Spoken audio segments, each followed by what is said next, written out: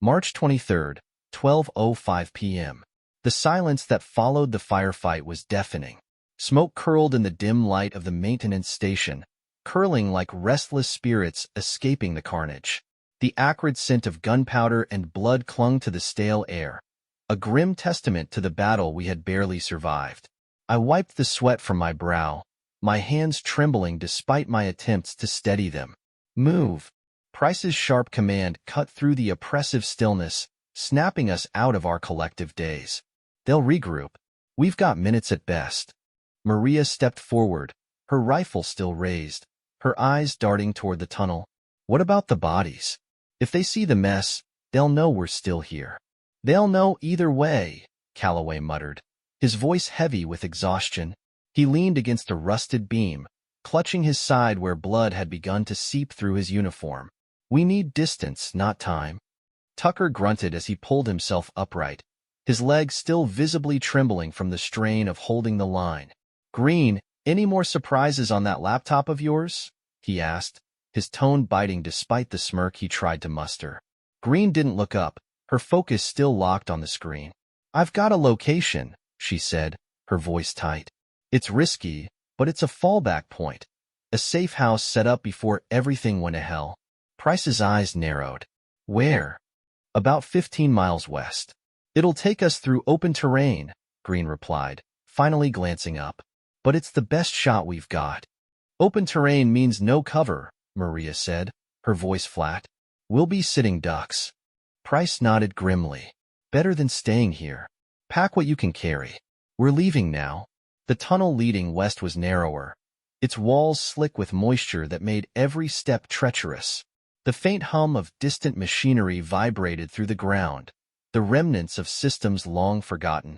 Greene led the way, her laptop tucked securely under one arm, while Price brought up the rear, her rifle scanning for threats. The rest of us moved in tense silence, the echoes of our footsteps magnified by the confined space. "How much farther?" I whispered, my voice barely audible over the distant drips of water. "Another quarter-mile," Greene replied without turning. "There should be a service hatch that opens onto the surface." "Should be," Tucker muttered, his shotgun cradled in his arms. "Not exactly filling me with confidence, Doc." Greene didn't respond, her focus unbroken as we pressed forward. My grip tightened on the Halligan tool in my hand, the weight of it both comforting and foreboding. Each step felt heavier than the last, the air growing colder as we delved deeper into the tunnel. We reached the hatch without incident, but the relief was short-lived. The heavy steel door was corroded, its edges fused with years of rust and neglect. Price motioned for silence as she examined it, her fingers tracing the edges of the locking mechanism. "Can you get it open?" Maria asked, her voice barely above a whisper. Price nodded, her expression set. "It'll take time. Time we didn't have." The faint rumble of pursuit was already audible in the distance, a low growl that sent a shiver down my spine. I turned toward the tunnel we had just come through, the darkness pressing in like a living thing. "They're coming," I said, my voice tight. "Then buy me time," Price replied sharply, pulling a multi-tool from her belt and setting to work on the hatch. The first figures appeared at the far end of the tunnel, their flashlights slicing through the darkness. Maria fired first, her shot echoing like thunder. The lead figure fell, but more followed, their movements quick and precise. "Hold the line," Price shouted, her voice cutting through the chaos. Tucker stepped forward, his shotgun roaring as he fired into the advancing group. Beside him, Maria's rifle barked in steady rhythm, each shot calculated and deadly. I swung the Halligan tool with all my strength, the impact jarring as it connected with one of the attackers. "Price, how much longer?" I shouted, glancing back at her. "Almost there," she snapped, her fingers moving with practiced precision. The hatch groaned as she worked, the sound barely audible over the chaos. Greene crouched low behind a pipe, her eyes wide as she clutched the laptop to her chest. "We can't hold them," she cried, her voice trembling. "We don't have a choice." Maria retorted, firing another shot. The attackers pressed closer, their numbers seeming to multiply with every passing second. My arms burned with the effort of swinging the tool, but I didn't stop. Around me, the group fought with a desperation born of survival. 12:30 p.m. Got it, Price shouted, the hatch swinging open with a groan. Move. The group scrambled toward the opening, each of us moving with everything we had left. Maria was the last to climb through, her rifle still firing as she covered our retreat. The hatch slammed shut behind us, sealing the tunnel and cutting off the sounds of pursuit. We emerged onto a desolate plain, the open terrain stretching endlessly beneath a leaden sky. The air was cold and biting, carrying the faint scent of ash. Price turned to face us, her expression grim. "We've bought ourselves some time," she said, her voice steady. "But we're not out of this yet. We move west. Now." No one argued. We fell into step behind her, our footsteps muffled by the frozen ground. The shadow of what lay behind us loomed large, but the uncertainty of what lay ahead was just as daunting. The biting wind cut through my jacket as we moved across the barren landscape, our footsteps crunching on the frozen ground. The open terrain offered no solace, only a bleak expanse stretching into the horizon. Clouds churned overhead, dark and heavy, promising a storm that would only worsen our plight. The silence between us was broken only by the occasional cough or labored breath. Maria walked beside me, her rifle slung across her chest, her gaze scanning the desolate surroundings. "This place is worse than the tunnels," she muttered, her voice low. "At least down there we had cover." "And no escape routes?" Tucker replied from behind, his shotgun resting against his shoulder. Despite his gruff tone, I could hear the strain in his voice. His injured leg was slowing him down, and the rest of us were too exhausted to pick up the pace. Price, at the front of the group, turned her head slightly. "Eyes up. This isn't just open terrain. It's a killing field. Stay sharp." The warning wasn't necessary. Each of us felt the vulnerability of the vast, featureless plain. We traded the close quarters of the tunnel for exposure, and every step forward felt like an invitation for disaster. A faint sound reached my ears, carried by the wind. At first, I thought it was the low rumble of distant thunder, but it grew louder, more distinct. Engines. My heart leapt into my throat as I turned to look behind us. In the distance, a line of dark shapes emerged from the haze, their headlights piercing the gloom. "Vehicles," I said, my voice tight. "Coming fast." Price's head snapped toward the threat, her expression hardening. "Into the ravine. Now." She pointed toward a shallow dip in the terrain, barely visible against the gray expanse. Without hesitation, we sprinted toward it, our bodies screaming in protest. The ground sloped downward, offering scant shelter as we crouched behind the ridge. The cold earth pressed against my hands as I clutched the Halligan tool, my breathing shallow and rapid. Beside me, Maria loaded her rifle with practiced efficiency, her face a mask of focus. The vehicles drew closer, their engines roaring as they cut through the open plain. Armored trucks and dirt bikes, their riders clad in dark gear, bristling with weapons. They weren't searching, they were hunting. Price raised a hand, signaling silence. The tension was suffocating as we waited, our bodies pressed low against the ridge. The vehicles slowed, their occupants scanning the area with sharp eyes. One of the dirt bikes peeled away from the group, its rider weaving in wide arcs as if testing the air for our scent. "What's the plan?" Maria whispered, her voice barely audible. Price's gaze didn't waver. "We hold here. Only shoot if they find us. No unnecessary noise." The rider on the dirt bike passed dangerously close to our position, the hum of the engine sending vibrations through the ground. My fingers tightened around the Halligan tool, every muscle in my body screaming to act. But I held still, the weight of Price's order anchoring me. The seconds stretched into eternity as the vehicles lingered. One of the trucks stopped, its engine idling as two figures disembarked. They carried rifles, their movements slow and deliberate as they surveyed the area. 1 p.m. A shout rang out, sharp and piercing. One of the figures had found something, a discarded shell casing, glinting in the weak light. My heart sank as they turned toward our position, their weapons raised. "They've got us," Tucker growled, his grip tightening on his shotgun. "Not yet," Price said, her voice calm but firm. Wait for my signal. The figures advanced, their footsteps crunching on the frost-covered ground. The rest of the vehicles began to converge, their engines roaring as they closed in. We were out of time. Price raised her hand, the signal we had been waiting for. In unison, we unleashed a storm of firepower. Maria's rifle barked, her shots precise and deadly.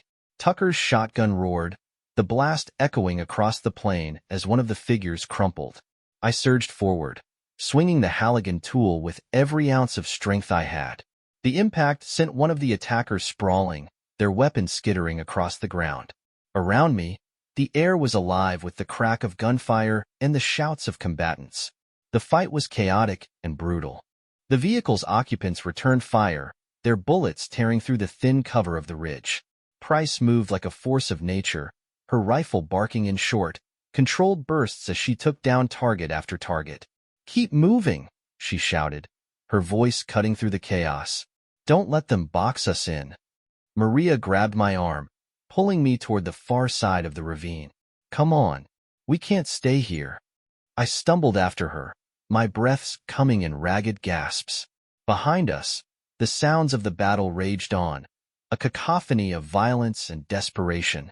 The ravine offered little protection, but it was enough to give us a chance. As we reached the edge of the ravine, the sound of an explosion shook the ground. I turned to see one of the armored trucks engulfed in flames, its occupants scrambling to escape the inferno. Price stood silhouetted against the blaze, her rifle raised as she fired at the retreating figures. "That's our opening," she shouted, motioning for us to move. We scrambled up the ridge, our bodies screaming in protest as we clawed our way to the top. The open plain stretched before us, but the vehicles had scattered, their riders regrouping in the chaos. For now, we had the advantage. "West," Price said, her voice firm despite the exhaustion in her eyes. "We keep heading west. No stopping until we reach the safe house." No one argued. Together, we pressed on, the shadows of pursuit looming large behind us. The storm overhead began to break, the first drops of rain falling as we marched into the unknown. The rain came in sheets, lashing against our faces as we trudged westward. The barren plain had given way to uneven terrain, scattered with jagged rocks and patches of withered grass. Every step was a fight against the wind, which howled like a living thing determined to drive us back. The storm wasn't just a nuisance. It was a force that threatened to sap the last remnants of our strength. "Eyes forward," Price shouted over the roar of the storm. Her voice carried a note of urgency that cut through the gale. "The ridge ahead. We'll regroup there." The ridge she pointed to was a dark silhouette against the stormy horizon, its jagged peaks promising both shelter and danger. Maria was beside me, her rifle held close to her chest as she scanned the surroundings. Her lips were set in a grim line, her eyes darting toward every shadow cast by the storm. "Do you think they'll follow us in this?" I asked, my voice nearly lost to the wind. She didn't answer immediately. When she did, her voice was tight. "They'll follow. People like that don't stop until they've got what they want." What they wanted was Greene and the secrets locked in her laptop. Every choice we'd made, every fight, every loss, had been to keep her alive, to keep the knowledge she carried out of the hands of Orpheus. 1:45 p.m. We reached the ridge, huddling under a rocky overhang that provided scant protection from the driving rain. Tucker collapsed onto the ground, his face pale as he cradled his injured leg. Price crouched beside him, her hand on his shoulder. "You've got to hold it together," she said firmly. "We can't afford to stop." Tucker grunted, his jaw clenched. "I'm not slowing you down," he muttered, though his trembling hands betrayed the pain he was in. Greene was already pulling up the map on her laptop, the screen casting a faint glow in the dim light. "The safe house is less than 10 miles from here," she said, her voice steady despite the tension in her eyes. "If we keep moving, we can make it before dark." "And if they're waiting for us?" Calloway asked, his rifle resting against his shoulder. He scanned the horizon, his posture tense. "Then we fight," Price replied, standing and shouldering her rifle. "We don't have a choice." The ridge gave way to a narrow pass, the ground slick with mud that made every step treacherous. The storm showed no signs of letting up, and the wind seemed to grow stronger as we pressed on. My boots slipped on the wet rocks, and I had to catch myself against the jagged wall of the pass. "Careful," Maria said, her voice low. She glanced back at me, her expression unreadable. "The last thing we need is a broken ankle." Ahead of us, Price raised a fist, signaling us to halt. We froze, our breaths shallow as we strained to see what had caught her attention. The sound of the storm filled the silence, punctuated only by the occasional crack of thunder. "Movement," Price said quietly, her eyes narrowing as she scanned the ridge above us. "Top of the pass. Someone's there." Maria shifted her grip on her rifle, her body tensing. "Friend or foe?" Price's jaw tightened. "Assume foe." The first shot cracked through the storm, a sharp report that echoed off the walls of the pass. I dropped to the ground instinctively, my heart pounding as the sound of gunfire filled the air. Bullets ricocheted off the rocks around us, sending shards of stone flying. "Ambush!" Price shouted, returning fire as she ducked behind a boulder. "Stay low and move." Maria grabbed my arm, pulling me toward a cluster of rocks that offered some cover. Tucker and Calloway were already returning fire, their shots precise despite the chaos. Greene huddled behind a boulder, her laptop clutched tightly to her chest. "We're pinned down," Calloway yelled, his voice barely audible over the storm. "They've got the high ground." "We need to flank them," Price called back, her tone sharp. "Maria, take Tucker and circle around. Find a way to get above them." Maria nodded, motioning for Tucker to follow her. Despite his injury, he moved with determination, his shotgun held at the ready. I stayed behind with Price and Calloway, my grip tightening on the Halligan tool as I prepared for the inevitable. The storm seemed to intensify as the firefight continued, the rain mixing with the blood that streaked the ground. Price fired in controlled bursts, her movements deliberate as she kept the attackers pinned down. Calloway's rifle barked beside me, each shot a desperate attempt to even the odds. A sudden explosion rocked the pass, the force of it sending me sprawling. My ears rang as I scrambled to my feet, my vision blurred. One of the attackers had thrown a grenade, the blast leaving a smoking crater where we'd taken cover. "Move," Price shouted, dragging me toward a new position. Her grip was iron, her determination unshaken despite the odds. Above us, the sound of Tucker's shotgun roared, followed by Maria's rifle. The attackers' fire faltered, their focus shifting as they realized they were being flanked. "Now!" Price yelled, surging forward with Calloway at her side.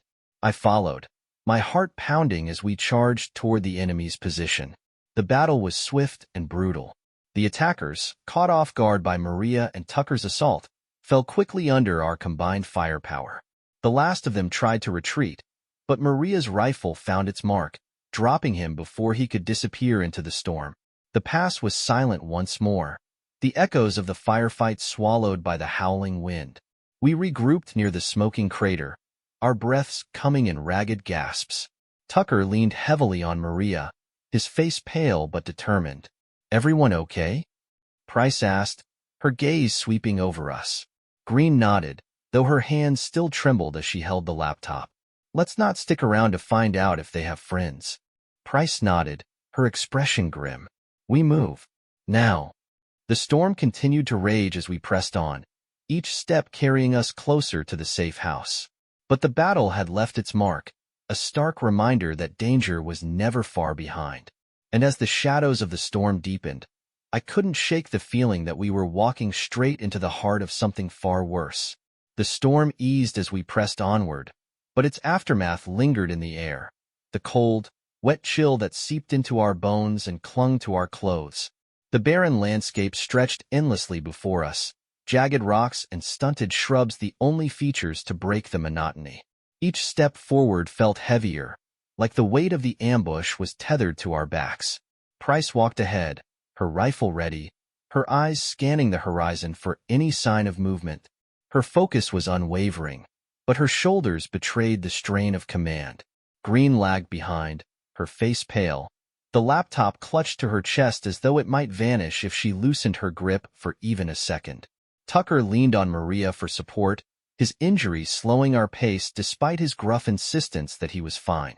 "We're sitting ducks out here," Calloway muttered, breaking the silence. His voice carried a sharp edge, his rifle held tight against his chest. "No cover, no high ground. If they come back, they won't get the chance," Price snapped without looking back. Her tone was clipped, but it carried an undercurrent of exhaustion. "Keep your eyes forward and your thoughts clear." "Easy for you to say," Tucker grumbled, his voice low. "You're not the one walking with half a leg." Maria shot him a warning glance, but said nothing. None of us did. The tension was a living thing, coiled tight around us, ready to snap at the slightest provocation. 2:50 p.m. The first sign of trouble came as a sound, a faint rustling carried by the wind. At first, I thought it was the storm's ghost, lingering in the rocks and crevices. But then it came again, sharper, more deliberate. I stopped, my heart pounding as I scanned the terrain. "Did you hear that?"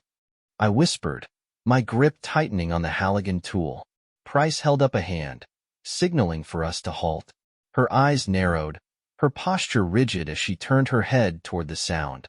The rest of us froze, the silence stretching taut around us. The rustling grew louder, closer, and then it stopped. "What is it?" Maria asked, her voice low. Price didn't answer. Instead, she motioned for us to take cover behind a cluster of rocks nearby. We moved quickly but quietly, the air around us electric with the possibility of danger. Once concealed, Price raised her rifle, her finger hovering near the trigger as she surveyed the area. "Movement," she murmured, her voice barely audible. "Southwest. Multiple figures." The figures emerged from behind a ridge, their shapes silhouetted against the gray sky. There were at least 5 of them, their movements purposeful and coordinated. They carried weapons, their postures suggesting they were looking for something, or someone. "Scouts," Calloway hissed. "They're tracking us." "Hold your fire," Price ordered, her voice firm but quiet. "They don't know we're here." We crouched lower, barely breathing as the scouts moved closer. My grip on the Halligan tool was slick with sweat, my pulse hammering in my ears. Maria's rifle was steady in her hands, her eyes locked on the approaching figures. Tucker shifted slightly, wincing as his injured leg pressed against the rock. One of the scouts stopped, raising a hand to signal the others. They formed a loose perimeter, their weapons raised as they scanned the area. My stomach clenched as one of them turned in our direction, his gaze sweeping over the rocks where we hid. "They're too close," Greene whispered, her voice trembling. "Stay calm," Price replied, her tone unwavering. "Wait for my signal." The scout's gaze lingered for a moment before moving on. He gestured to his comrades, and they began to spread out, their movements deliberate. Price's eyes narrowed, her finger tightening on the trigger. 3:05 p.m. A sharp crack split the air as one of the scouts stumbled, his foot catching on a loose rock. The sound echoed through the stillness, and for a moment, everything froze. Then, chaos erupted. "Now!" Price shouted, and we sprang into action. Maria's rifle barked, her first shot dropping the nearest scout before he could react. Tucker fired next, the roar of his shotgun cutting through the confusion. I charged forward, the Halligan tool swinging in a wide arc as I closed the distance to another scout. The impact sent him sprawling, his weapon clattering to the ground. The remaining scouts scrambled for cover, returning fire as they regrouped. Bullets ricocheted off the rocks around us, the sharp cracks blending with the shouts of battle. Price moved like a shadow, her rifle firing in controlled bursts as she picked off targets with precision.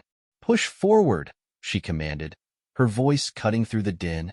I followed her lead, adrenaline fueling my movements as I swung the Halligan tool at another attacker. He went down hard, his weapon falling from his grasp. Around me, the others fought with a ferocity born of desperation. Tucker fired again, his shotgun tearing through the last of the scouts' resistance. The silence returned as quickly as it had been shattered. The scouts lay scattered across the rocky terrain, their weapons and gear abandoned. We regrouped, our breaths coming in ragged gasps as we surveyed the aftermath. "That was too close," Maria said, wiping sweat from her brow. "If they've got more of them out there." "They do," Price interrupted, her tone grim. This was just the advanced team. The rest won't be far behind. Greene looked up from her laptop, her face pale. We need to move. Now. Price nodded, her expression hard. Westward. No stops, no delays. If we're lucky, we can outpace them. As we set off again, the shadows of the scouts stretched long across the ground, a stark reminder of how close danger always was. The safe house lay ahead, but so did the promise of more bloodshed. And as the storm clouds gathered once more, I couldn't help but wonder if luck would be enough to see us through. The distant hum of engines pierced the silence, a chilling reminder that the enemy was relentless.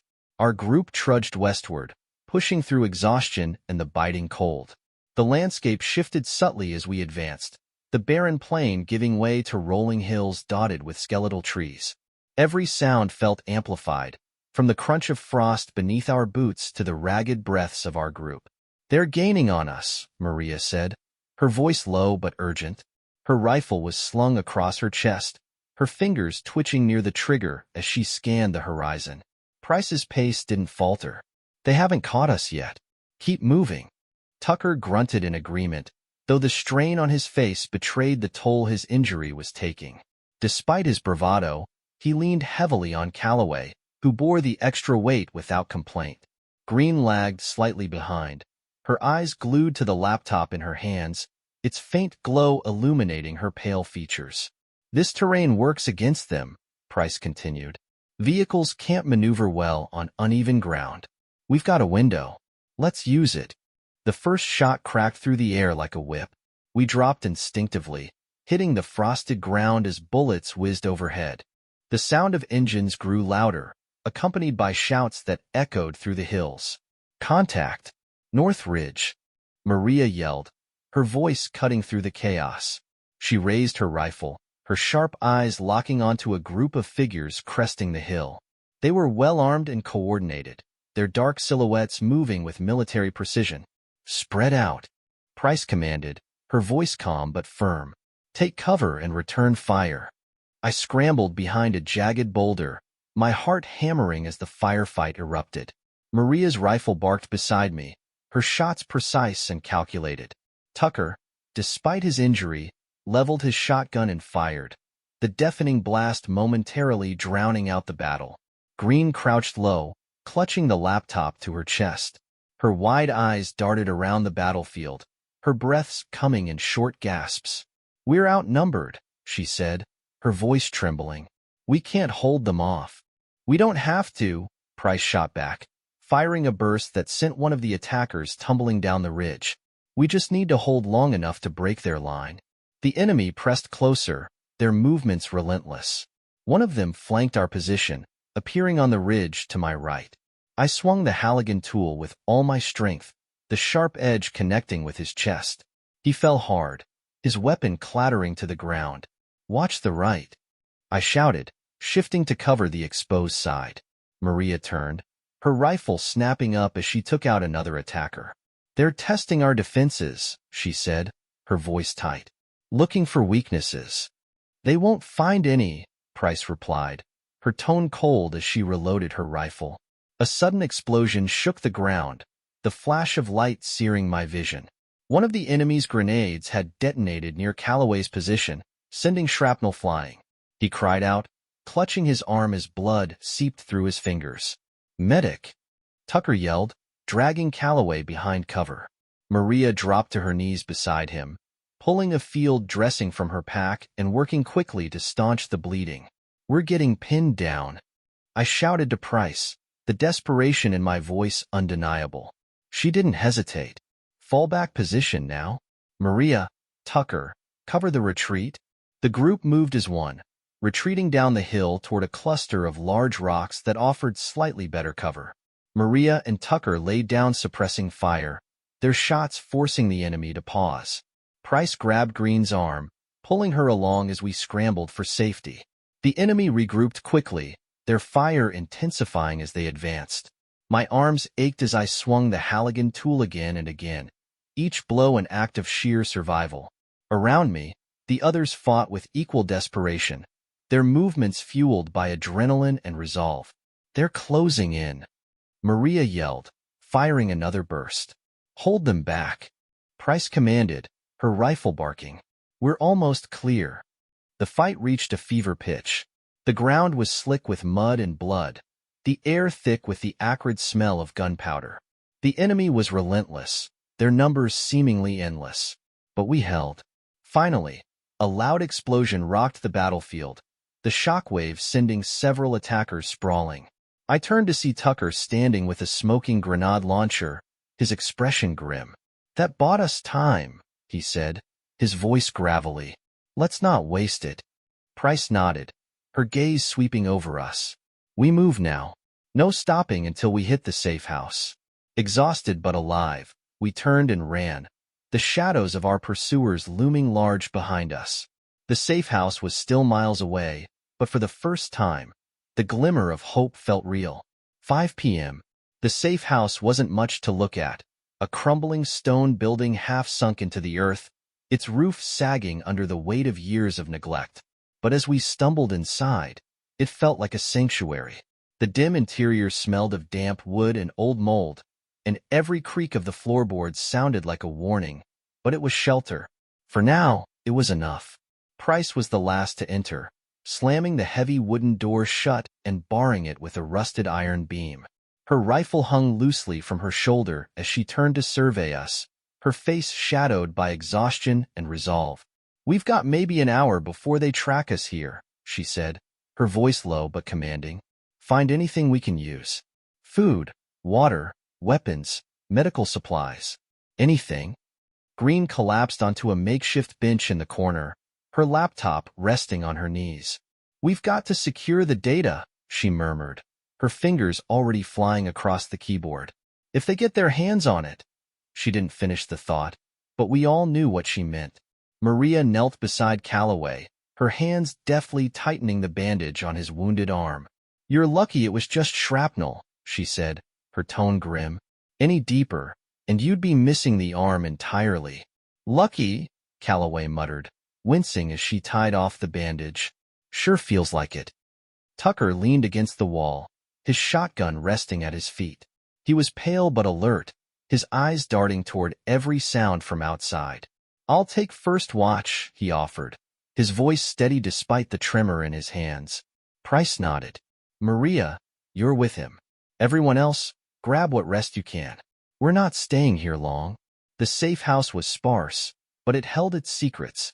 A hidden panel in the floor revealed a small stash of supplies, a box of canned goods, a few bottles of water, and a dusty med kit that Maria immediately claimed. Tucker found a cache of old ammunition tucked into a wall panel, though most of it was corroded beyond use.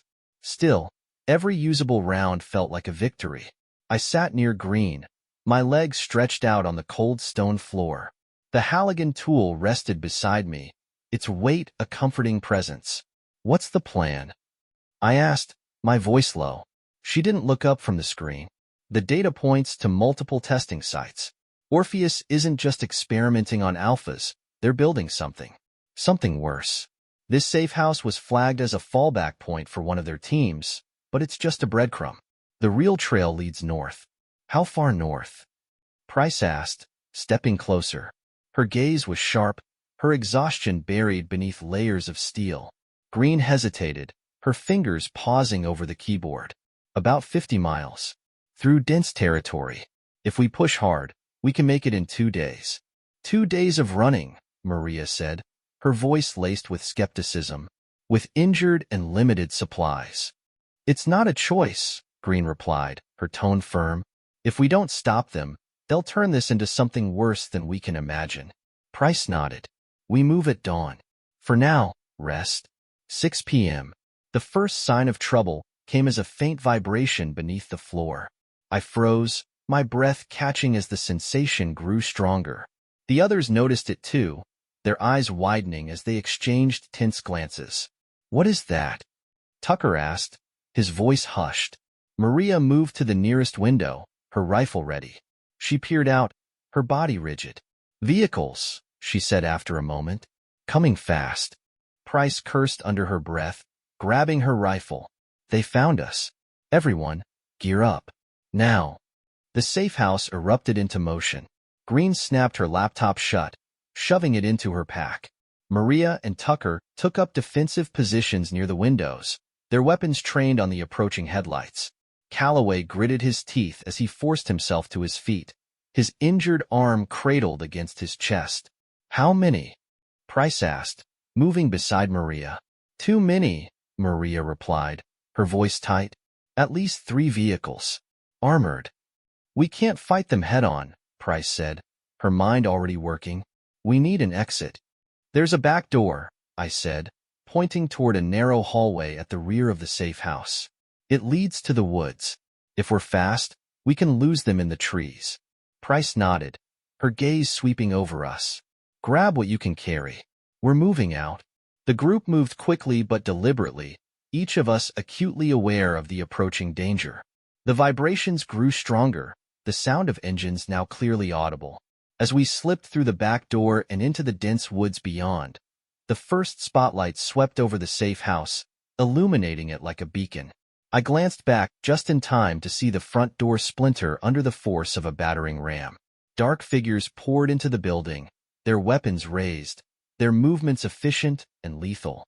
Price grabbed my arm, pulling me forward. "Don't look back. Keep moving."